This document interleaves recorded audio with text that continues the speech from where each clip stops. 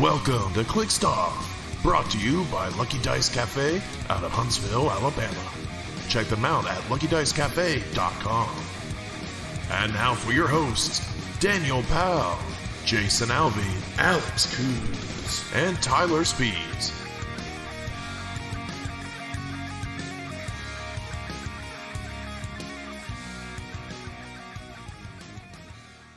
Hey everybody, welcome to Clixed Off today. This is your host Daniel Powell speaking. Just letting everybody know that Clixed Off is brought to you by TrollandToad.com, the world's largest HeroClix retailer.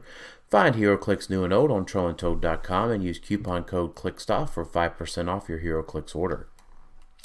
If you like what you're listening to today here on Clixed Off, check us out, patreon.com/ClixedOff. $1 and above gets entered into our giveaways, and $5 and above gets entered into our Discord channel for HeroClix strategy and tactics discussion. And joining me today, as I promise he's here, is Jason getting himself a glass of water, but we needed to go ahead and start recording so that we could get moving. Alvey. Rumors of my death have been greatly exaggerated. Right. And also here tonight is Alex. He has actually been the one trying to keep us on track during this crazy hiatus cruise. Trying. I mean, by trying, you mean, hey, should we record? And we're like, yeah, we got time. And then we that's where the message ends for a week. And then we come back the next week. Hey, yeah, we should record. It's hard to tame the wild beast that we are. Right. Yeah, but I mean, it's kind of, I've mentioned this elsewhere. Like, it's always been this way. We're in the off season, right? Like, this is kind of the off season of Clix. No matter if we had WKOs, like December is kind of the chill month. Yeah, December's the off season, and for the first time in like 150 episodes, quite literally, we're on episode 2. This is episode 229. Again, and as far as I know, I have not lost an episode in 150 plus episodes. So like years. Been a long time. Been a long time, and so we are going to revisit the Iconics. So we had a pretty good episode talking about them. But we're going to revisit them here soon. I'm feeling a little revitalized now that we're through the holidays. I mean, quite literally, we recorded last November 8th. This is December 28th that we're recording this. And, I mean, just every weekend, every week. There's a lot going on. Yeah, we just had a lot going on. I think every weekend I've had something since mid-November. I've had medical issues. My family's had medical issues. We've had holidays. It's been... The only thing we haven't had is Clix. There's been very little, like, no releases outside of, like, the OP kits. Yeah. There's been kind of a big emptiness because, Wheels of Vengeance came out October-ish. Yeah. Into October-ish, yeah. Yeah, Royal Flush is pretty underwhelming.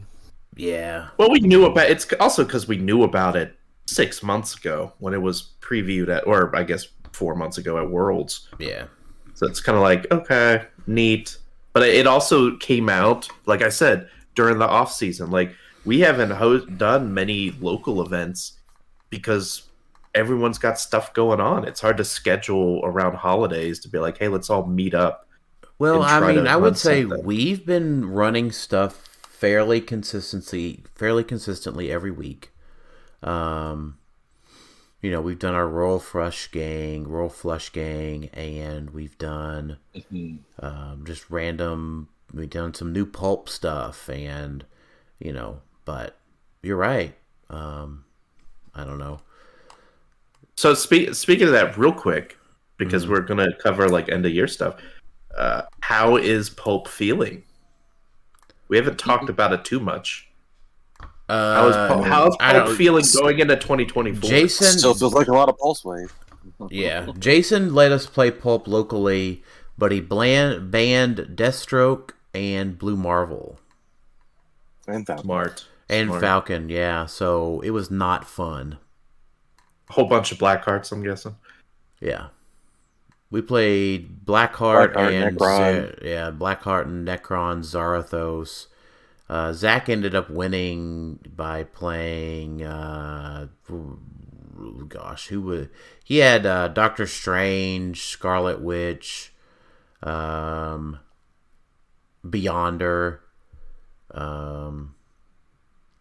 and Orb. So Beyonder's still a pretty tough nut to crack, but especially if there's no pulse wave involved, right? His impervious or invulnerability matters. His rollouts matter on his stop clicks, and his prob helps a bunch. So, we are, or at least I am, with the team, with Az and Nick on the team. We are gearing up for Florida. So that's coming up next. So that'll be fun, for the 50 of us or so that participate in that tournament. Probably a little bit more, but just when I say 50 or so of us, the main 300 modern portion of that. I'd love to hear from Newmark if they have more than 50 pre-registered for 300 modern yet. That'd be cool to hear. So yeah, I'm bummed about not going, but it was a great event last year. So this year, even still, yeah. I guess this year. Yeah, that's true. Yeah, but it's what I'm now considering this event to really kick things off. Is like mentally, it's like this. If it's consistently in January, which is what I'm thinking he's doing, it's like this is the kickoff to the season, and it might be a slow kickoff. Because after the event, it's like, what's next? But yeah, that's right. That's the problem for me is like, I'm pretty well practiced with the team I'm going to play, and pretty good idea of what I'm going to do with it. I do need to shake the rust off the next few weeks before I get down there. But yeah, the thing is like, man, I'm hyped for Florida. I'm going to play, feeling like I'm going to do pretty well, so I'm excited for that. It could go either way. It's always a game. There's dice rolls involved. There's positioning. There's all this kind of stuff.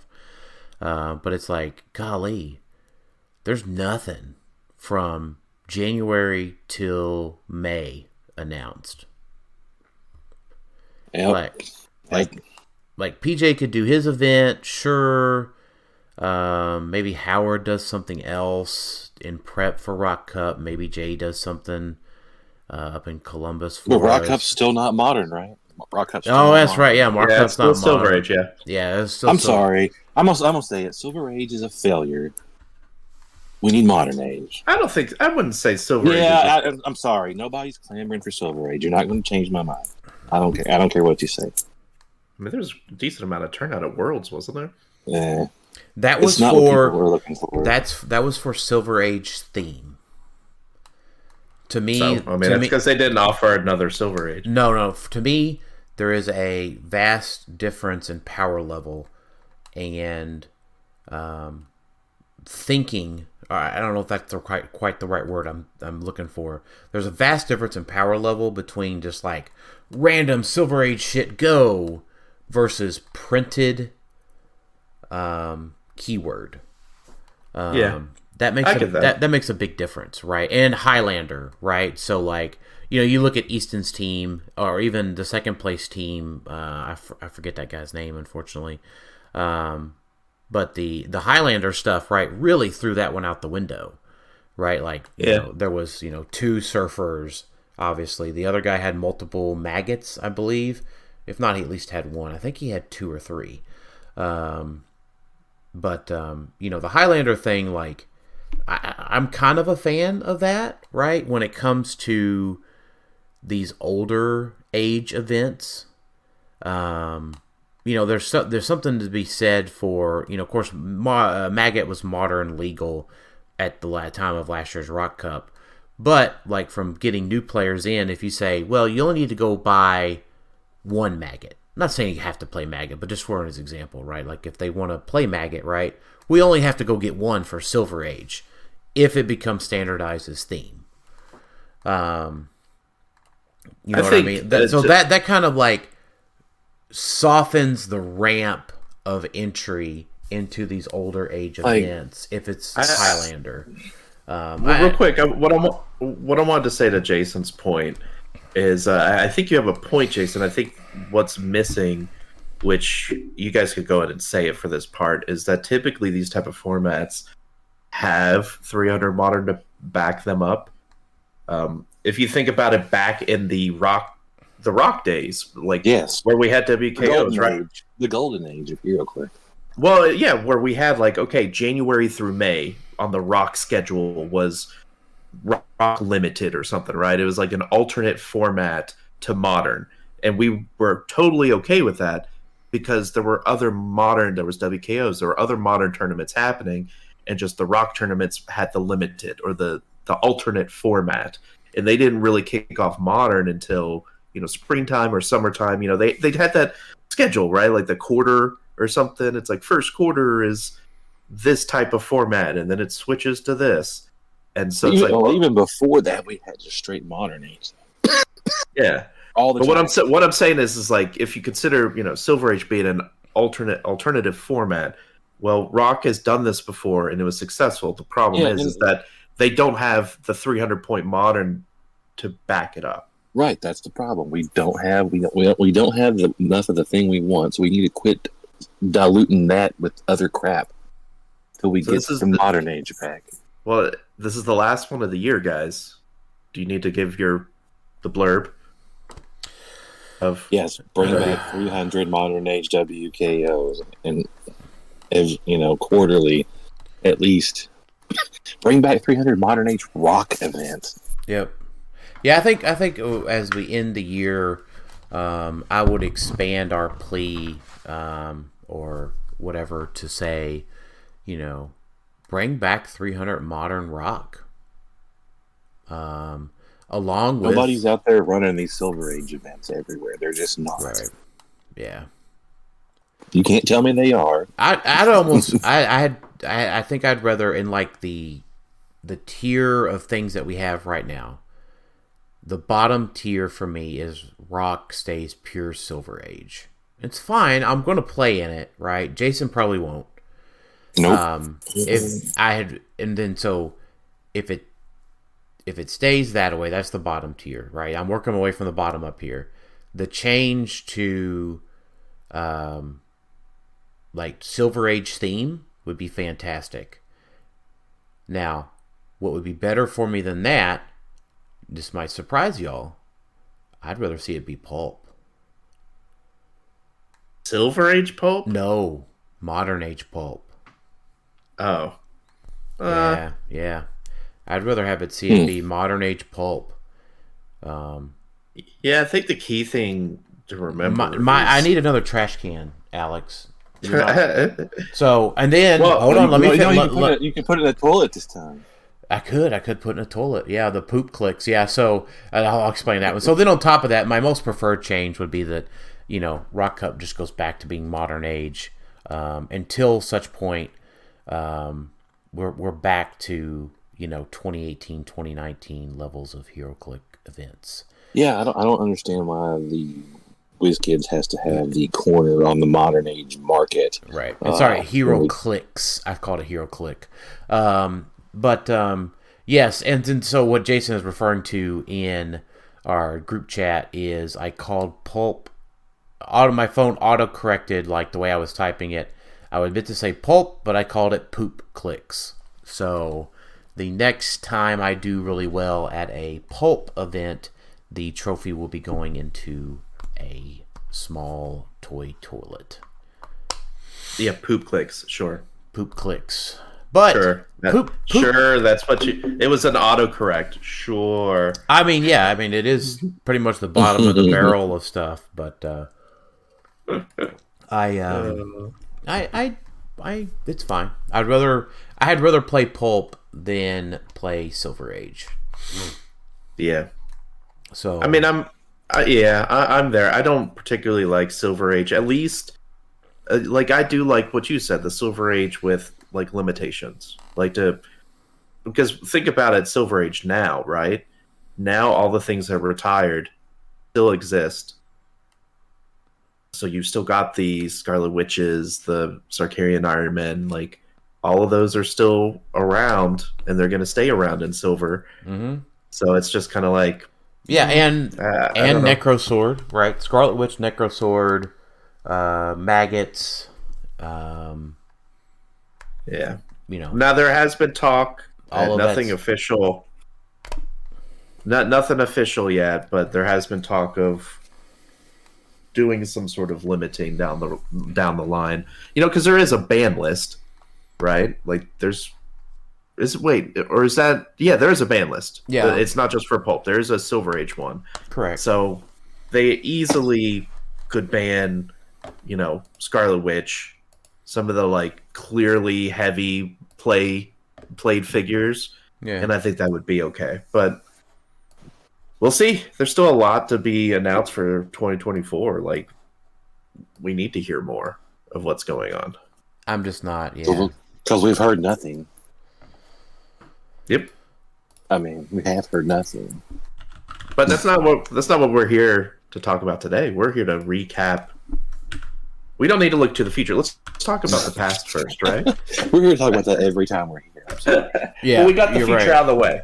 So, talking about the past real quick, I don't want to forget that I don't want to go too much longer without mentioning this. One of our, I'm not going to say former host of the show, Tyler Spees, as y'all know, is a host here at Clixed Off. And Tyler has been on a hiatus from the show, but here in the past couple days, if you check us out, facebook.com/ClixedOff, we have a link with all of the information. Tyler is currently hospitalized with I'm not going to mispronounce this. Hopefully, Guillain-Barré syndrome. It's Guillain-Barré. Guillain-Barré syndrome. I've watched a lot of ER and House. Growing up, and that's been in a couple episodes. Guillain-Barré, I believe is how it's pronounced. Right, and so we do have a GoFundMe that was opened up by his family. So if you can contribute, that would be great. If not, just please share that link to your local communities and such. So our thoughts and prayers with Tyler and his family as they go through his recovery.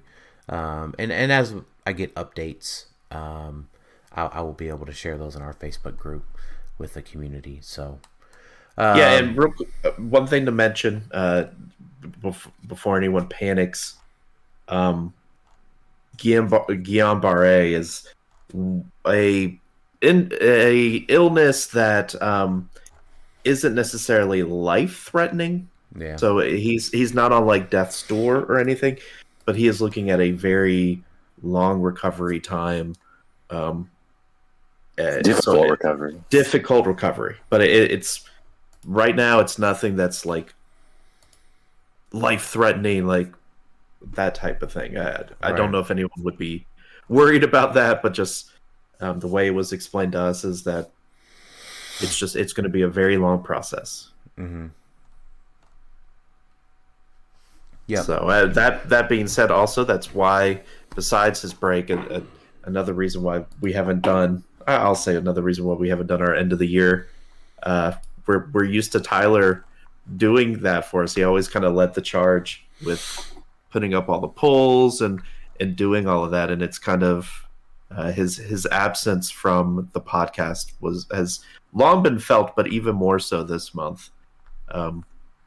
Because I found myself looking like, oh yeah, we haven't done any of the end of year polls or anything like that, because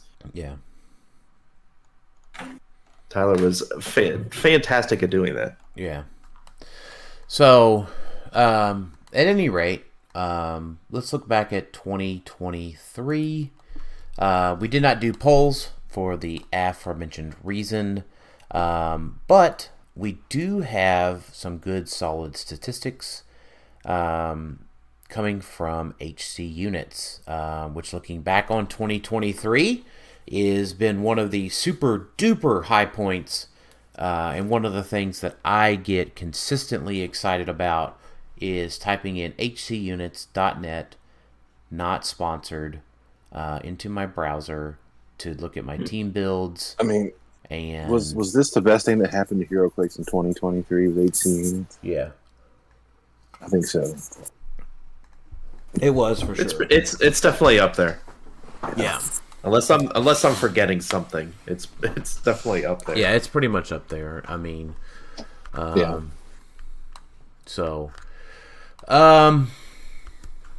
we, Alex, do you have the categories we're going to talk about tonight?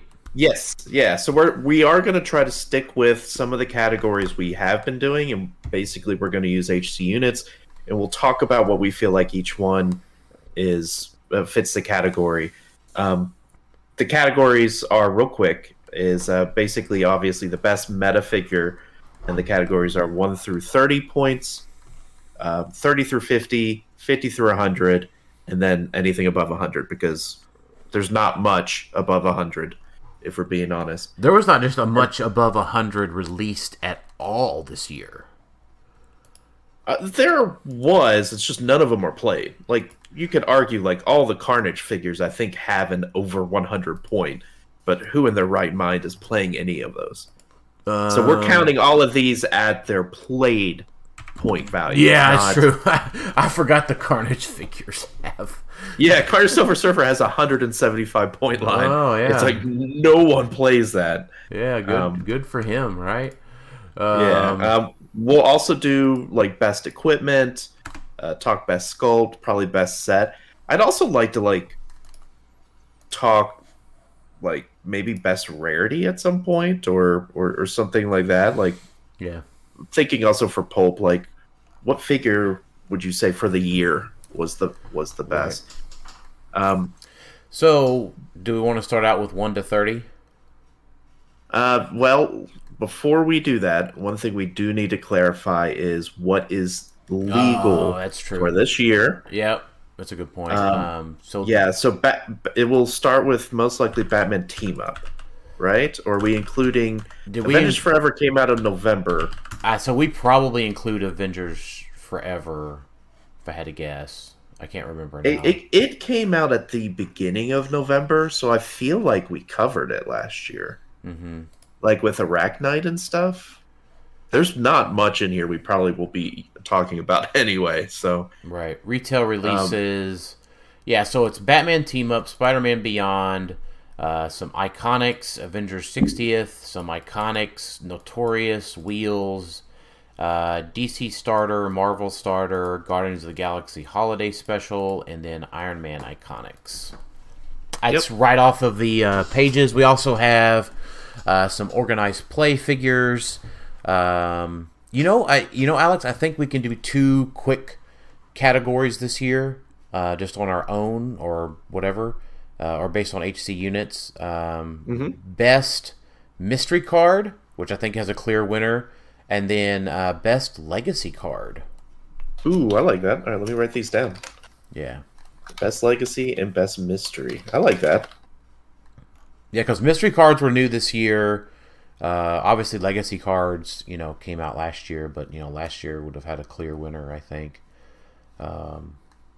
legacy card wise. Well, let's just kick it off with that because you seem very convinced. So, last year, best legacy card for this year, according to HC units, is Legacy Green Lantern. That tracks. No, sorry. No. I apologize. I had sorted the list again. World's Finest. Yeah, World's Finest is at 26 right now overall. Nope. Daredevil is at 17 now. I mean, I think what we should do is we should use HC units as a reference point, but ultimately we decide, because we also have to keep in mind these are recent stats. Yeah, this is modern age. Like Daredevil, I assume it's the recent Wheels of Vengeance. Yeah. That's had no tournaments to really play in. Wheels of the War of Vengeance. War Wheel of Vengeance. Realm Wheels of Vengeance. Like, World's Finest and KC Green Lantern have to be 1 and 2. I think. Like, yeah, unless there's some I'm not thinking about. Yeah, I mean, I definitely think it's one of those two. Yeah, I mean, I'm looking. I saw Green Lantern on here earlier. It's hard to read all of these things in that order. But yeah, it's got to be. I've turned off that section. I'm just looking at just figures in general at this point. Yeah, I'm still looking at that. But let's see, because I think it's probably got it. I think we probably have to give the nod to Green Lantern though. Nah. I think so. Here's why. Here's why. Because Green Lantern won Worlds. And so the only other legacy card, well, Jason, so based on the Worlds results, right, Patrick won with Green Lantern. Now, obviously, we're talking about 23 releases. The next legacy card in the set, or in the list of things, would be your homeboy that was gutted, Legacy APOC. So if you keep going further down the list... well, APOC would be 2023, or 2022? Yeah, we're not saying we're not saying him, right? So, I'm not saying him. So the next legacy card that's in the World's results is, well, Green Lantern was on Ogre's team, and that rounds out your top 8. And Green Lantern was on Caleb's team in ninth. Lockjaw, that was last year. Can't count him. Yeah, I mean, if you just went through I think it's got to be Green Lantern, Legacy Green Lantern for best legacy card. I feel like he's just along for the ride because he's cheap.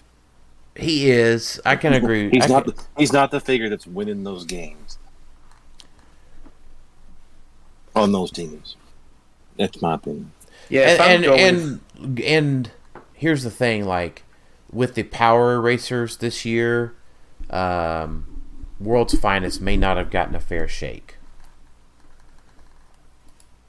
One thing I will mention, like just looking at, like what I'm doing this time is instead of doing the meta part, I'm also looking at the individual on each set, and so if you look at World's Finest versus Green Lantern, World's Finest was on a lot more teams.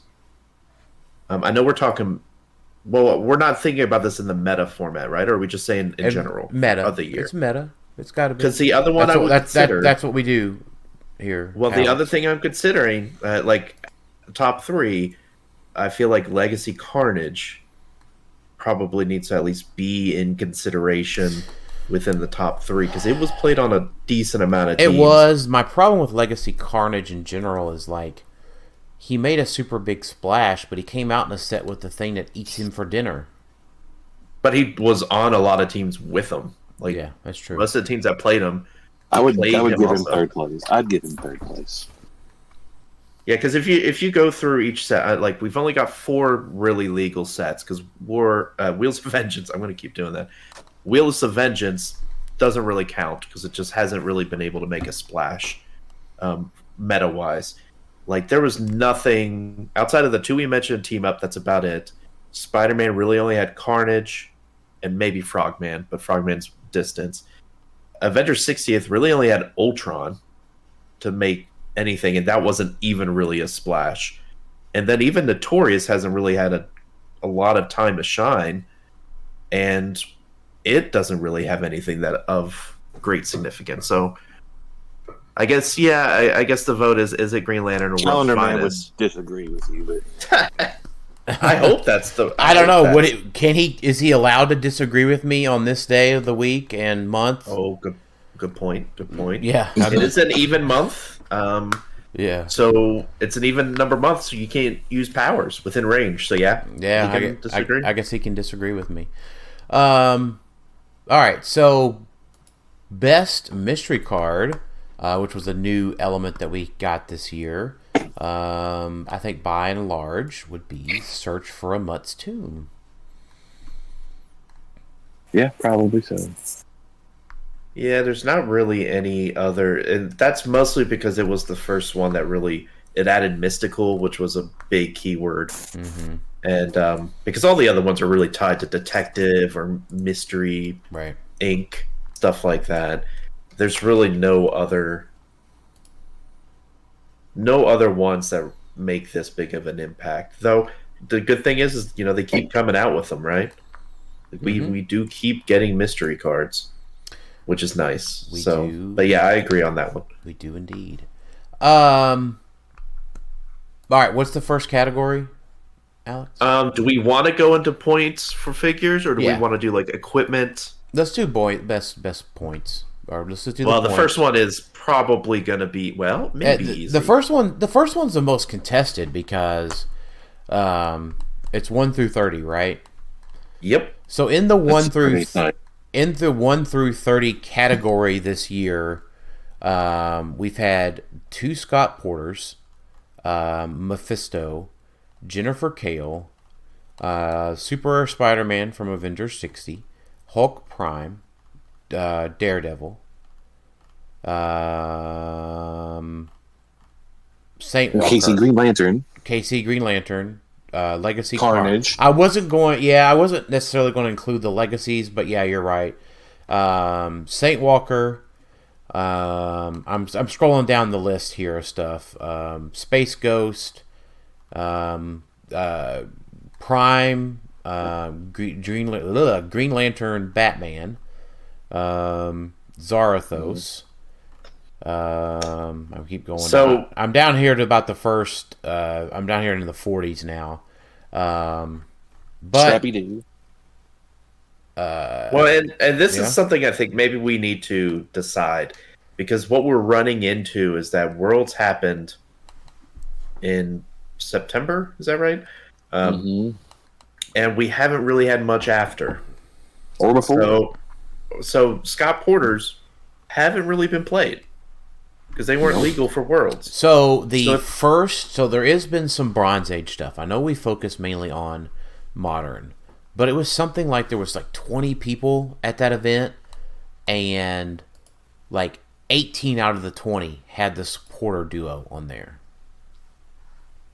So I guess what I'm saying is, I would say this is that if you want to play in Modern right now, is your team should be 2 Porters, MOE, 2 Surfers.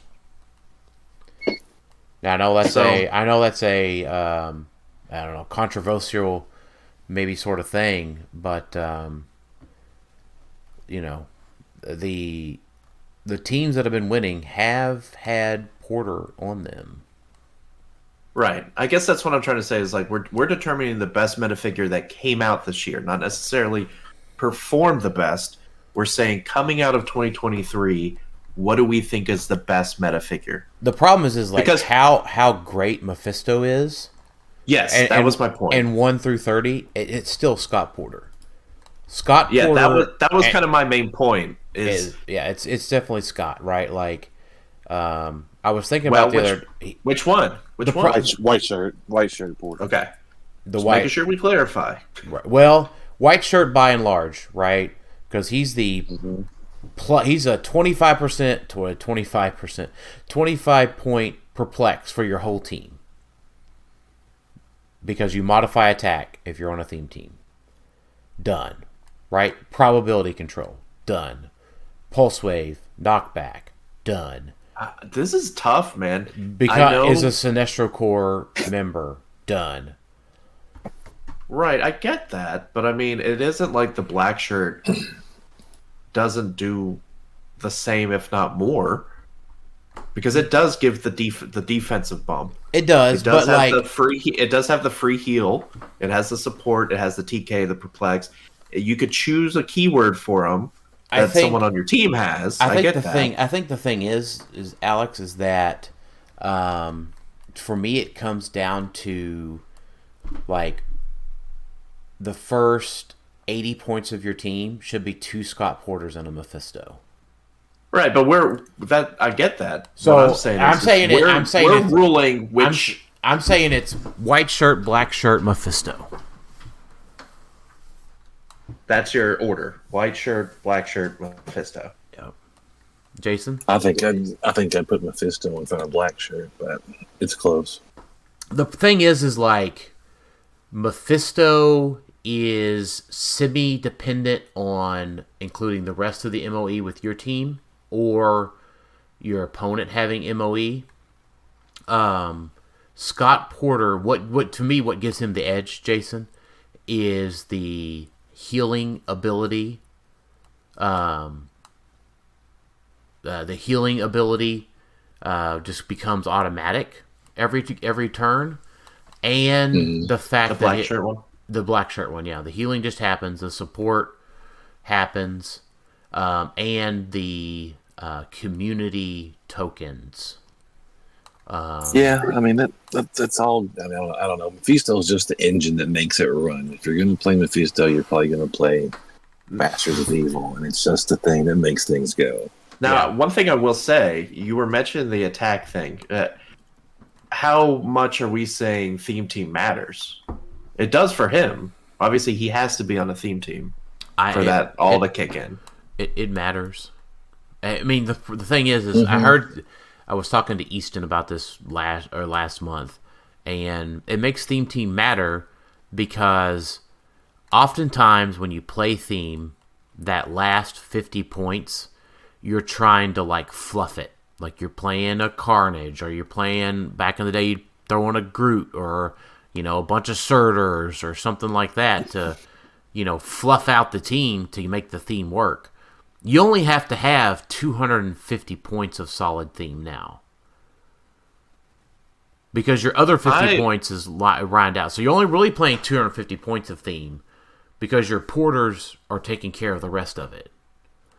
What if we did a first? I don't know if it's actually a first, and just said it's a tie. Because I feel like technically the black. I get because your argument for Mephisto is it has to be on a certain thing to work, right? Like the Masters of Evil, or has to be kind of built into it. You can't just put Mephisto on any team and it works. To really maximize white shirt porter, ideally you're on a theme team. So white shirt, get the most out of yeah, them. you should be on a theme team. But even if you're not, white shirt has pulse wave knockback, sidestep, and the big thing is he has all the keywords. So he's actually only 15 points because he gets the ring thing. He gets a ring and barrier, right? So he's defensively, Sinestro Core, Scott Porter, Perplex, Prob, Barrier, Sidestep, Pulse Wave, Stop Click. Then, if you happen to be on a theme team, you get the +1 attack. Well, the reason why I'm saying a tie between the porters is because I still feel like the black shirt is. If I had to rank the two, and it's like, Alex, you only get to play with one, for the rest forever, not just on this team. I'm probably leaning the black shirt. Oh, it's just white. I feel like it's white shirt by and large. Oh, I still think it's black for me. That's why I like black more than white. I think you're right, though. I think either way, I feel like it would be a disservice to put one in front of the other because you're playing both. Well, the problem a lot of times you're not playing both. I'm not either. I'm not personally, right? But white shirt is, since they started out by giving the keyworded equipment, Scott Porter became insanely efficient. Yeah, I mean, I get that, but at the same time, the other one still does give a lot. I know that makes up some of the facts for that. To me, it's like ranking is 1, 2, and then Mephisto's 2.1. See, I think it's 1A, 1B. That's why I have. Yeah, I can't quite go that high. We're arguing the same thing, just in different ways. What's the next category, Jason? You have any other thoughts? No, we're good. Okay. All right. I did 30 to 50. 30 to 50. That because includes we have been getting a lot of 31 to 50. You mean? Yeah, 30, 31 to 50. We've been getting a lot of low ones. This one's probably it's Carnage Silver Surfer. Yeah, it's Carnage Silver Surfer. Yeah, right. Most likely. Yeah. It could be. Pegasus Cap is currently on more teams on HC units, but that's probably like a newness thing, if I had to guess. It is by and large. Carnage. He's also much more obtainable, probably. Yeah, than Carnage Silver Surfer. That is true. I mean, Carnage Silver Surfer has won every tournament since he's been out. Modern wise, at least. I want to double check that. He won Nats. He won. Did he win Canadian Nats? I don't want to anger our international viewers by forgetting like UK Nats and Australian Nats. So please forgive me, international players. Canadian Nats was won by Caleb, who did not have Carnage Surfer, actually. No, he played that defensive shell, didn't he? He did play that defensive shell. So that's an outlier a bit. But US Nats was won by Alex Mader, who had a Carnage Silver Surfer on his team, among other things, obviously. World Championship, Pat had Carnage Silver Surfer on his team. Zane Gates had two Carnage Silver Surfers on his team, which I was waiting until we brought up Carnage Silver Surfer to bring this up, Jason, because I think you get to be miffed with me here on this one. Mm-hmm. Are you ready? Do you know what I'm going for? Do you know where I'm going with this at all? You're gonna say you're going one's what you want to go with, right? I don't know. No. So out of Worlds last year, man, there was a bunch of talk. Fuck Thanos, gotta errata him. Oh, that stupid ass Legacy Apocalypse. You just can't score any fucking points off of it. I'm so mad. I'm so angry about all this. Errata it right now.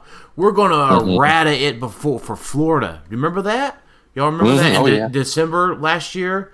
PJ was gonna do his own errata list before the Florida event to push WizKids to get it done. Where's the outrage? I'm going to play Carnage Silver Surfer, by the way. I don't really give a shit if they errata him, but that's probably why. Where's the outrage? But that's probably why. Why? Like the reason. Well, okay, so part of the reason is because he's once again, people typically don't argue about something that's such low points. Because he didn't do crazy things like Thanos did, like shooting through things. He is way undercosted, though. Undercosted, right? And he's a super expensive chase. All these things that people hate. Thanos wasn't way undercosted. It was just he did crazy things. I think something needs to happen. What about APOC? What about APOC? Which APOC? The Legacy APOC. Yeah, where? Why? Not Legacy. We're talking OP Kit, right? No, I'm talking about Legacy APOC. Jason went sliced through Worlds all the way up until 3rd place. Yeah, because you couldn't kill him. Same with Thanos, right? Like the problem is you just could never get to him to kill him. I'm in the wheelhouse that Carnage Silver Surfer needs an errata. I just don't know what they could do. Well, that's the problem. They're not doing anything because it's just dead quiet out there in HeroClix land. Well, it's the same problem we had. I equate Carnage Silver Surfer to the same problem we had with Vulture, and then subsequently Sky Tyrant, is that you had a criminally undercosted figure that did so much, and it's just who cares? Vulture, you at least were limited to one. Sky Tyrant was nutty for a long time, and then Scarabs were nutty for a long time. So we're used to, at this point, very crazy 50-point figures. There's just not a lot out there right now that's enough to push Carnage Silver Surfer, or at least challenge him. But by gummy, you find that figure that cost more than 99 points, that's good, fucking ban it, modify it, errata it. I mean, it's whatever. I'm obviously being a little exaggeratory here, okay, folks that are listening, but still, where's the outrage? Where are the memes? All this other stuff for Carnage Silver Surfer. I guess people seem to be they don't care this year. They don't. No, I guess not. No, I wouldn't say that. Or even Spider-Man Prime, right? I would argue. Where's the outrage for that hard to kill little spider? Whatever J. Jonah Jameson said, that menace, that spider menace. So my argument with why there hasn't been an outcry is because you have to think of the times, and I think there should be an outcry now that rotation has happened. Prior to rotation, you did have the Necro Sword that helped a little bit, and you did have the Power Erasers that helped a little bit. And remember, all the outcry was towards the Power Erasers. We got to get rid of Scarlet Witch. Something's got to be done about these other figures. And so that, they were retired early, if you want to argue that. And so it's like everyone wasn't arguing about Carnage Silver Surfer because they were some of the figures that could challenge, Sarkarian Iron Man. Well, Carnage Silver Surfer, it's a good piece to go against each other, right? So I think now we will see that when tournaments start coming and it's the same team, almost same team. It's just maybe 100 points difference between teams now. You've got the same 200 points, and then it's just what is the other 100 you're bringing is what I feel like a lot of teams are going to be going forward, at least for a little bit. One thing I will mention for this category... Same 230 points, to be clear, Alex. Sorry. Honorable mentions, because I do agree with Carnage Silver Surfer, but there are some honorable mentions. Obviously, APOC has to be included. APOC was released last year. That's fair. So forget that. Which of the MOE chases would you say would be an honorable mention? Because I feel like we would have to. King Killmonger. Yeah, is it Killmonger or is there? Dark Phoenix. Dark Phoenix did the brute thing was kind of big for a bit. It was, but here's the thing. Here's why it's King Killmonger, in my opinion. I like Inquisitor Jason. The perplex giving out prob, the TK, the mastermind. That's probably very, very great. He's a very great figure when it comes to support and defense and deployment. But here's why it's King Killmonger. He changed the way teams will be built as long as he's legal in a format. Because it's a unpulse waveable 50-50 rollout if your character is equipped. Remember, we got the auto-equip rules this year, launched with BTU, along with new rules. That's the other big thing that happened this year. We got a whole new set of rules. But King Killmonger fundamentally changes team building in the formats that he is legal in. Because if you're big bad Thanos, Carnage Silver Surfer, whatever is equipped and goes up, taps them, doesn't matter if it's a range attack, doesn't matter if it's a close attack, doesn't matter if it's a pulse wave, like I said, it's 50-50. Boop. You roll out. You miss everybody. You miss everybody, even including if you triple target and you target somebody that's not adjacent to Killmonger, you have to build very specifically with super strength, dropping objects, or dropping elevated to lift Killmonger out. So you have to build very specifically with super strength or unequipped attackers on your team. That to me, that's why it's Killmonger. I know I'm more passionately gave out my opinion than you guys there, but just a thought for you guys. I'm just out of passion today. Sorry. I get it. We've all had a long week, so. Besides, the only other thing I want to mention is this is the end of the year, so we're also thinking going forward. Obviously, those two very much going forward, and it kind of stinks that King Killmonger is so nutty and so good. It's like, man, he should be the one, but Carnage Silver Surfer is so much nuttier. Well, it's because I think the reason that Carnage Silver Surfer gets the nod, Alex, not to interrupt you there, but is the fact that he can be a good attacker unequipped. Yeah. No. It's also just played everywhere. You're not playing King Killmonger by himself. Like generally, if you want to play effectively, you got to have the other MOE chases, or at least 2 to 3 of the other ones. It's not just King Killmonger. It's King Killmonger and the rest of the MOE crew, the engine, as we've called it before. Mm-hmm. So yeah, I definitely think it's Carnage Silver Surfer. The only other thing I want to mention in this category going forward, thinking forward, is obviously we have not seen, because there's no tournaments, the impact of something like Necron or some of the other Black Lanterns, because we have not had tournaments for that yet. Notorious wasn't legal for Worlds, right?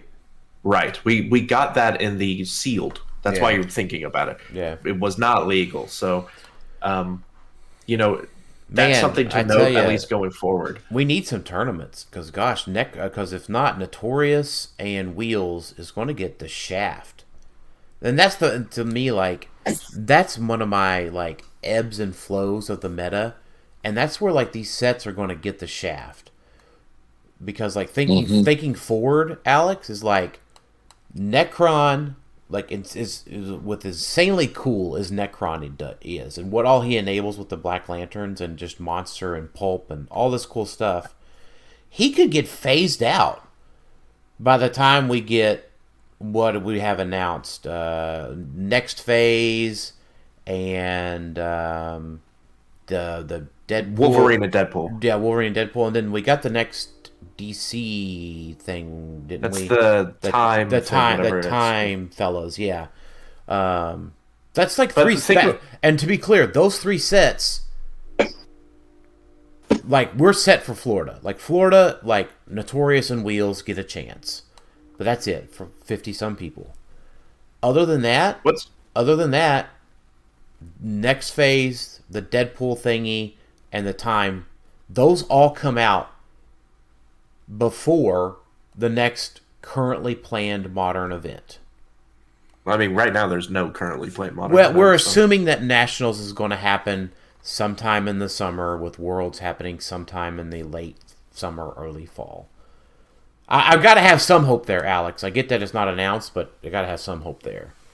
Yeah, the downside is just you think about Necron and these other Black Lanterns, and even when they came out, it was like, well, there's still Carnage Silver Surfer. There's still like they already, even though they're crazy, already felt a little bit behind, and it's still going to continue.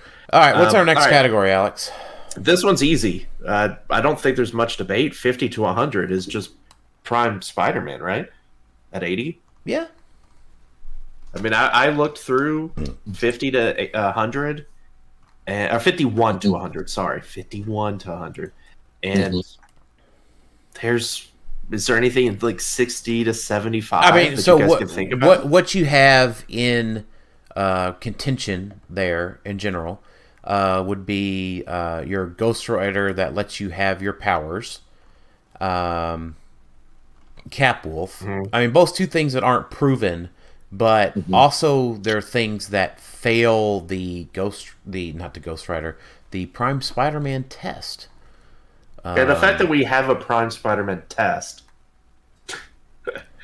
is, I think, enough for us to be like, you could also argue something like Prime Wonder Woman is getting a lot of love going forward. World's Finest at 60, yeah.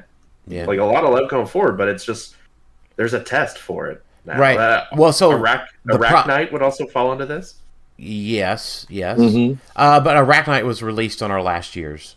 Well, it's Avengers Forever, so we were arguing that one was included. Right. So the problem with World's Finest, for me, Jason, World's Finest versus Prime Spider-Man, they lose.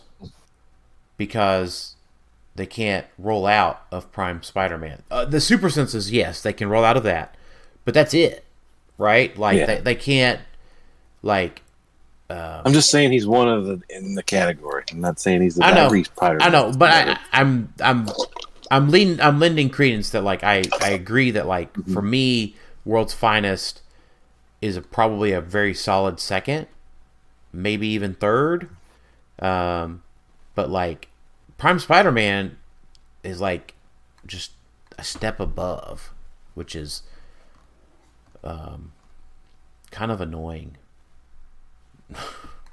He's a menace. He's a menace. By the way, did y'all know that Prime Spider-Man had a 50-point line? Yeah. Yeah, he doesn't start with that cool power, though. Right. Imagine if he did. Yeah, I tried to build with him plenty of times, and I'm like, I just can't get that 50 to work. It's it's bad. All right, the last one we have for what I'm calling modern meta, because we're not talking pulp. I think I've added 2 categories and erased a bunch that I think we'll talk a little pulp, because I think those could be pretty quick too. Yeah, 100 points and above from that, because like we mentioned before, there's really just I guess you could say 101 and above. Yeah, I mean 101 and above has got to be Camo. I guess we do potentially have Deathstroke in there, but like Deathstroke is probably he's 100. He's 100. He's probably in the other category. He gets outpaced at 100, and at 150 for the other category, he's probably just not worth it. Yeah, it's got to be Camo.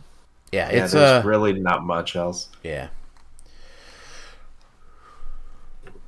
Yeah, I'm looking at like Wheels of Vengeance had some higher point ones than you're like Black Lantern, Superman, Zarathos, maybe Black Adam, maybe not in the same category as Doomsday. Yeah, just not in the same wheelhouse. Black Lantern, Superman might be creeping up a little bit. Like for me, maybe a solid second or third. Mm-hmm.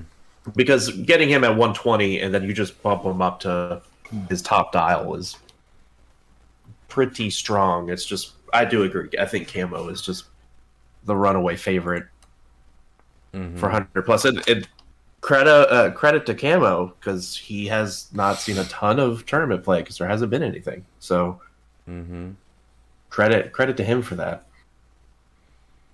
Let's go through a couple more. Best equipment. Do we want to do that? Yeah, Sinestro Core Ring.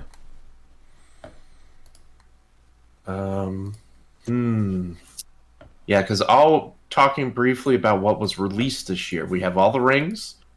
We have the stuff from Spider-Man, which we don't think any of the Spider-Man ones get included, right? Not in the top deal here. The utility belt, the bikes. Yeah, the bikes. Ooh, that's that's tough. We're talking because once again, it's not based off of performance. It's based off of end of the year. What do we think this impact is on the meta? I don't know. The bikes, they're pretty good. Yeah, I still think it's a Sinestro Core Ring. Like, as good as the bikes are, like, there's a lot of hype for them. They're a little bit unproven, but they are 15 points. The Sinestro Core Ring gets it because probably free. Yeah. Because of it's the Sinestro Core Ring to me gets it above and beyond, and it might even be like the Green Lantern Ring. Because I would argue probably was it the Blue Lantern? No. Which one is it? Which one, or not blue? Which one's the one that gave the attack or the empower? Is that? That's blue. Blue, which is also a good one. How much is Scott Porter weighing your Sinestro Ring thing down? Because I feel like so Cordy and Thunderer also is really good, but it hasn't had a chance to be played. Because I don't think it will, but yeah, I mean, Cordy, unless you're going non-theme at that point, so I mean, most likely Cordy and Thunder's an X-Man, so sure. It's hard for me not to go with one of the. I mean, if we chose a bike, but before we think too hard, like which bike would it be if we were thinking which one's better, Hellcycle or motorcycle? Motorcycle. I'm down with the motorcycle. Running shot is probably just running shot and passenger is probably better than what the Hellcycle grants in most situations. Yeah, it's also charge and super senses, because what's nice now about in the new rules, which we don't see a lot, or you don't see this interaction yet, is that equipable super senses is a big deal with Mastermind. Now that you can order your shit the way that you is favorable for you as the defending player. So just remember that equipable super senses is really, really, really good. It's hard for me to just default to Sinestro because I understand it's going to be on the most played figure. Well, maybe. I mean, Scott can equip any of the rings. Yeah. And you could argue others might be better. For me, it's like, okay, Sinestro rings is typically going on 2 characters. Like 2 figures. It's Guardian Thunder and Scott Porter. Mm-hmm. There might be a handful of others. Motorcycle, I feel like a lot more. I can't name them, but I feel like there's a lot more could go on. That's fine. So that's why I'm like, I feel like it's a better equipment. But I do think I agree with you on the standpoint of Sinestro probably sees the problem is we don't have a lot of teams built out that have motorcycle on it, right? Because the base you're talking about with Carnage Silver Surfer, Scott's, you don't need a motorcycle on that team. So that's kind of the base cookie cutter team you're thinking about. It's like, well, you don't need motorcycle. So what do you think, Jason? I don't know. I think I'm leaning toward the motorcycle, but be the tiebreaker. Be the definitive tiebreaker, Jason. I think the motorcycle is just more useful on more pieces. All right, there we have it. What do you got next, Alex? All right. Before we get into the non-meta ones, because I'm not doing by rarity, I would like to do a little bit of pulp talk because we kind of ran through the figures and none of them were pulp related. What do you think about going through at least the 3 rarities for pulp and just saying in the pulp format, which one of these the best figure for that? So like the best common for just pulp, best uncommon, best rare. That's a good point. I'm going to try it. Okay. Yeah, it's something unusual. I mean, I was originally thinking just rarities for all, but then I realized we're just not really talking pulp at all. And I think pulp deserves a little bit of talk because it's a big format, one that I think is going to be bigger than Silver Age. Man, so common, I don't. According to the list on HC units, it's Night Nurse or Goon. Common is not very well populated. Yeah, not anymore because of rotation. Because you're thinking of you've got like Luthor. Yeah, I like the werewolves. Frenchie, Goons, or Frenchie's pretty niche. Yeah. What was the other one you said it was? Goon or Night Nurse? Yeah. What about Aunt May? Is Aunt May a common or Aunt May's third on the list? Shit. Night Why Nurse. do you not like Lex Luthor? Lex Luthor is too top loaded. He's only good for 1 click. I'm probably leaning right now. Aunt May's not going to survive more than Luthor is. I know. I'm not. I'm saying that it's probably Night Nurse. I do like Night Nurse because remember, she's got a Jason-friendly character that share a keyword with Night Nurse, can reduce penetrating damage, and she does have Scientist, which pairs really well with one of the current kings of pulp, which is Blue Marvel?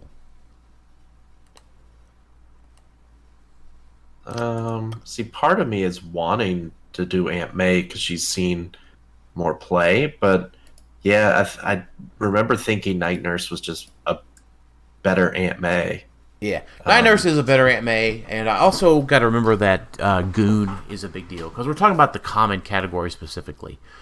So yeah, Goon. Well, and you could talk about any of the Goons really, or some of the others like Black Manta Goon, Riddler Goon.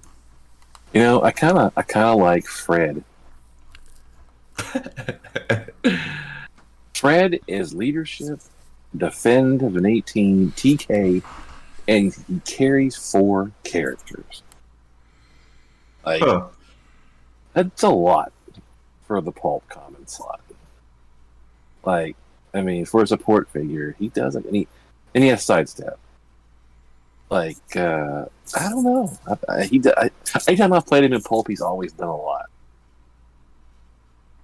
I'm probably, because Goon, I don't think there's a set Goon that is arguably better than the rest. Like, I mean, that would appear as number 1 as best common pulp figure. Because I think you could argue G.O.O.N is greater on this team, but Black Manta Goon is better on this team. Like, the Goon mechanic, I think overall is better, but I don't think I could put any one of those individually better. So I would probably also go with Night Nurse. I think Night Nurse is a fine choice. All right. I'm taking with Fred. That's fine. Uncommon. So if we're including Avengers Forever, it's Doctor Strange by and far ahead. If we aren't including Avengers Forever, then it's probably Harley Quinn uncommon. Yeah, I was thinking Harley. I think because she is the only keyword cheat. She gets, what's his face? We were just talking about Blue Marvel. Yep. Into Gotham City Underworld. For me, I think it's Harley. Yeah, and she works well with Rare Poison Ivy. So. Yeah, which the rares are going to be a fun debate. I don't know. What do you think, Jason? What do you think? Yeah. Doctor Strange. If we count, he's definitely the best. Yeah, if we count Avengers Forever, it's Doctor Strange. If we don't, it's Harley Quinn. I think that's pretty straightforward. Yeah. Maybe Zod is like right behind that. That's only if we're playing. That's only if we're playing against Zach. No, Zod is good in it. Beyonder's also very good. Yeah. Like. I'll say we'll exclude Doctor Strange because we excluded Arachnite when we were talking about best meta figure. Yeah, I get over it. 100. But Pulp's a lot smaller field, and it just came out, and we're the only reason we Harley Quinn is because of Poison Ivy and Blue Marvel. Yeah, I think she's good even if you don't play Poison Ivy. But you probably would because of her damage thing. But you probably play Harley Quinn, Night Nurse, Blue Marvel, and Poison Ivy together. Yeah.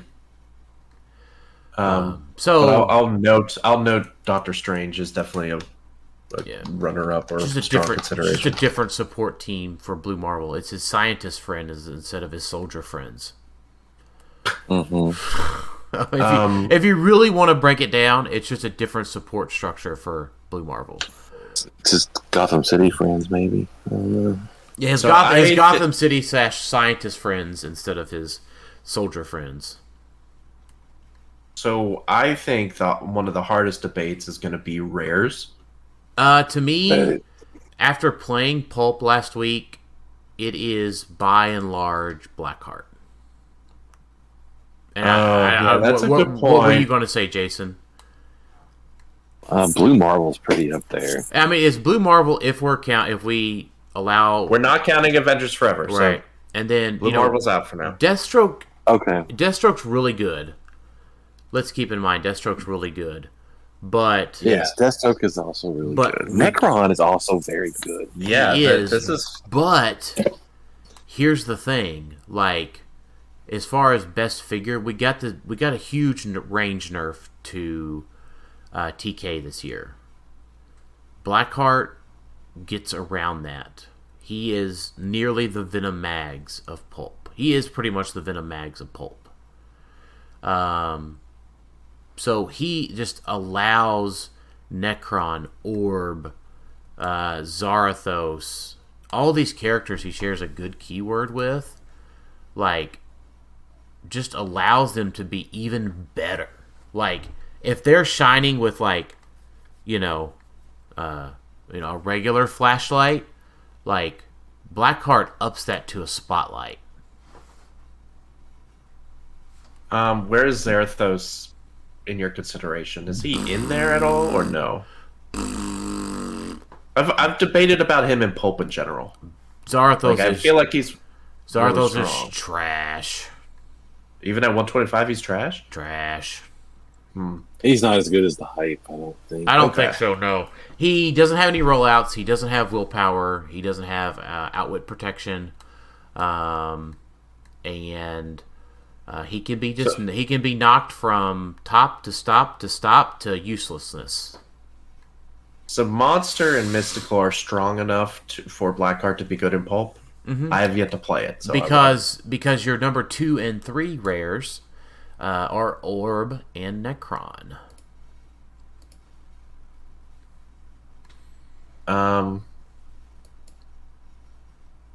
Okay. According to HC units, at least. What about... Orb is very good. Man, this is what I was talking about. Like, this is not... Because you've also got Falcon. Yeah. I think... Poison Ivy. You could argue Falcon is better than Blackheart to some degree, because... Yeah, like, man. He has seen play. Like, I know we don't... It is a factor. It's not a determining, but going forward, it's like... Okay, so it's basically Monster Mystical versus Avenger Soldier, because they effectively do very similar things. Yeah, and Gotham City is in there too, but yeah.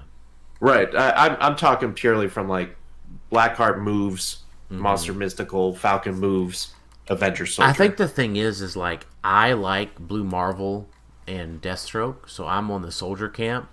I'm a big fan of the Pulse Wave.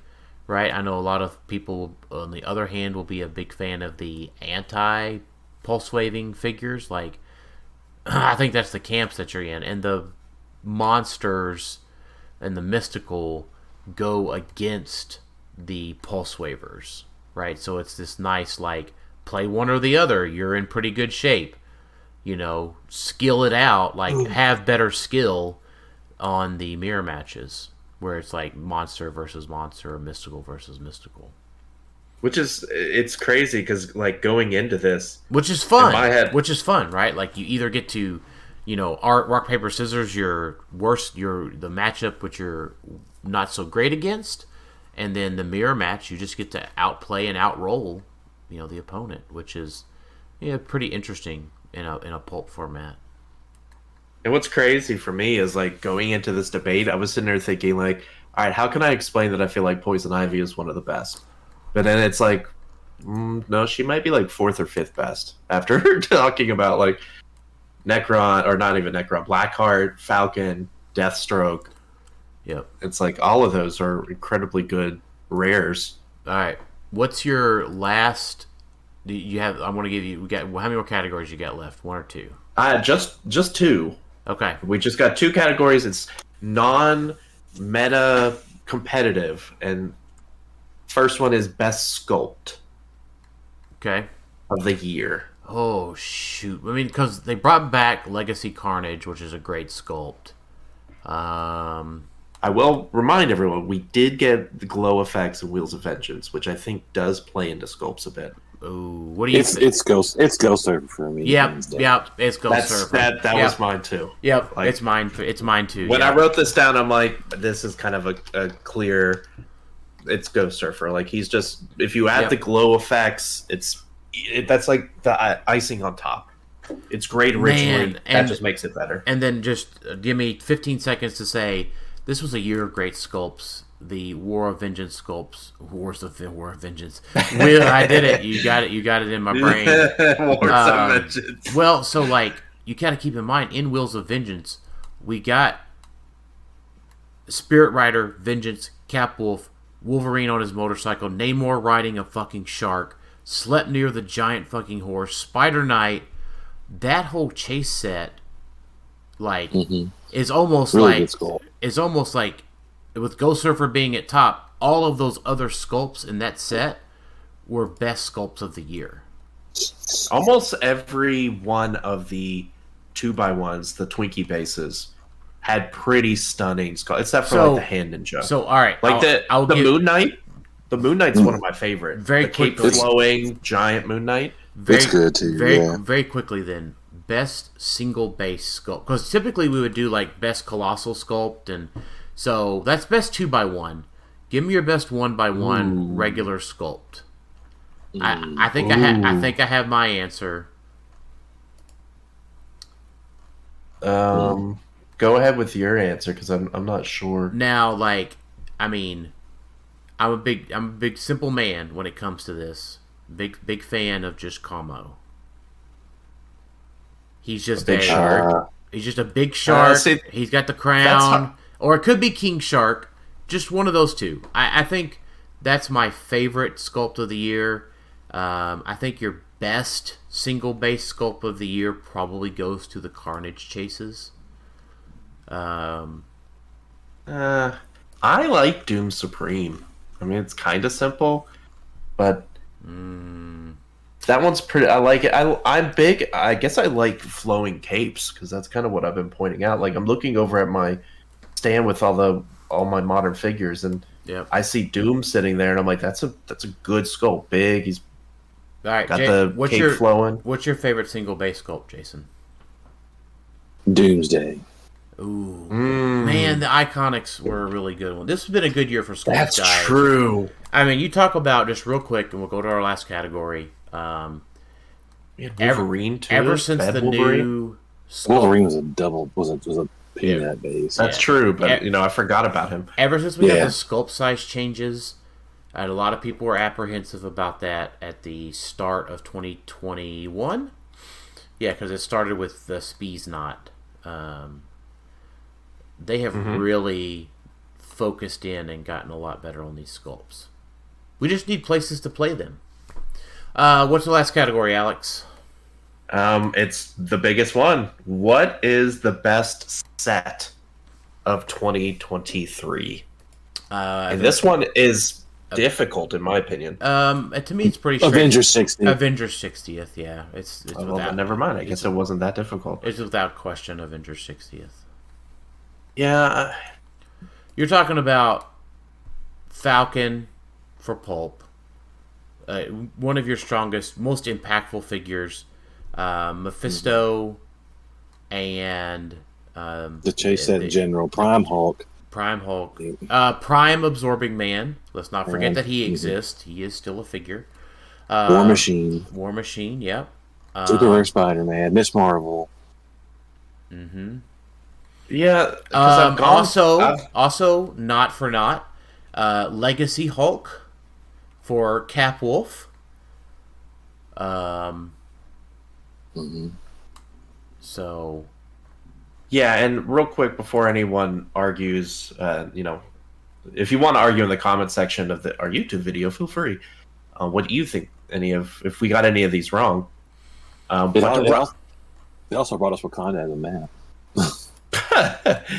But running through the 5 sets that we got in the year, real quick. Batman. There was a few, the primes. Some of the primes were played, but if you think about it, none of the chases are played outside of Scrappy. It's really just the equipment. The rings are really what you see, like just the rings everywhere. Spider-Man set, kind of similar. You see, obviously, the terrain was huge, and then it's like Carnage, Silver Surfer, Prime Spider-Man. And that's it. Like some legacy. So what's the worst? What's the worst set of the year? I'm thinking Spider-Man. Overall, the worst set with the best figure. Well, and that's the thing. It's like worst set with the best 2 figures. I was probably actually going to say Notorious. See, it's hard for me to say Notorious because I like Gotham City Underworld a lot. I think it's a and big impact in the Pulp world. and it's got camo. It does. I And think the it's got problem Black is, Lanterns. I think I will say this: there is no worst set of the year this year because nothing has had a chance to prove itself out one way or the other.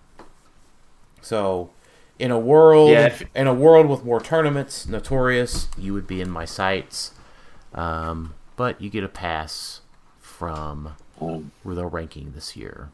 So yeah, if you're arguing like most figures played in the meta or something like that, it's probably Batman Team Up. That probably like the figures. yeah, There's like 3 or 4 maybe. but the problem is like it can't be Batman Team Up because if you see a booster of Batman Team Up on the shelf, you know it's probably a buy. I'm at this point, no. Like honestly, when I go to if I go to a store, like my store's got a bunch of Batman Team Up. It's like Batman Team Up, no. Spider-Man, no, because you only really want to pull Carnage Silver Surfer or Prime Spider-Man. That's fair. A60, sure. Any of those chases, most of those chases are fine. Sure. Notorious, sure. I mean, there's plenty of figures in there. Wheels of Vengeance is a little difficult because it's like, well, it's a bigger booster. So it's like, do I want to get one of the, do I end up with another Spirit Rider? Oh, no. Yeah. All right. So, yeah. All right. Well, let's move it on to final thoughts and cross our fingers that this recording went fine. Jason and I did do a test recording before this, so you know what? For what it's worth, if you're listening to this, that means the recording went fine because I'm not going to post it otherwise. So, final thoughts, Jason. Let's wrap it up tonight. Hope everybody had a great Christmas. Happy New Year. Hope we have more tournaments next year. Later. Alex? If I were to sum up 2023, I think it started out okay. It kind of hit a little bit of a low until we really hit Rock Cup is when things, I think, finally exploded back because it was a very big tournament. And then that led into states, and that led into like a really great 3 to 4 months. And then we kind of ended it on a very sad note because there's been no tournaments. Like everything kind of just died after Worlds. And no announcements. No announcements. Yeah. Right. And so I'm hopeful of 2024. Even if it was a repeat of this year. I mean, I think this year should set the bare minimum going forward. Because I think this year was great. Like, outside of the down times, I think the high times were the best we've had in a long time. So, as long as we get that level minimum, then I can't wait. Yep. Yeah, I'd say, I hope everybody had a great holiday season. You know, Merry Christmas, Happy Holidays, Happy Hanukkah, etc. However you celebrate the season. Happy New Year. You know, thanks for sticking around with us through our little hiatus there through the holiday season. And, you know, we look forward to picking back up. We've got some things to talk about still. Going to do Iconics. Sam and I got a video to film with some Wheels of Vengeance stuff that WizKids sent us. And, you know, better communication, more tournaments. And I hope one of us gets selected to be the WizKids intern. That would be really cool. Excited to see what comes out of that program as well. Oh, yeah, I forgot about that. That's right. Did you apply, Alex? Uh-huh. I spent way too much time. Yeah, I did too. And I probably gave them really great ideas for future sets. Yeah. If anything, this is a great idea for them to get a lot of ideas for future sets. That's true. Jason, I don't think you applied, did you? No, I've just had too much going on. I ain't had time. Yeah, all good. Well, looking forward, as always, try to forever be the optimist with y'all. You know, looking forward to what 2024 can bring us. I hope that it delivers, and I hope it's more tournaments, more communications, more ways to play with y'all in person out there in HeroClix land. Thanks, everybody, for listening to Clixed Off today, and we'll talk to y'all next time. Later. See you.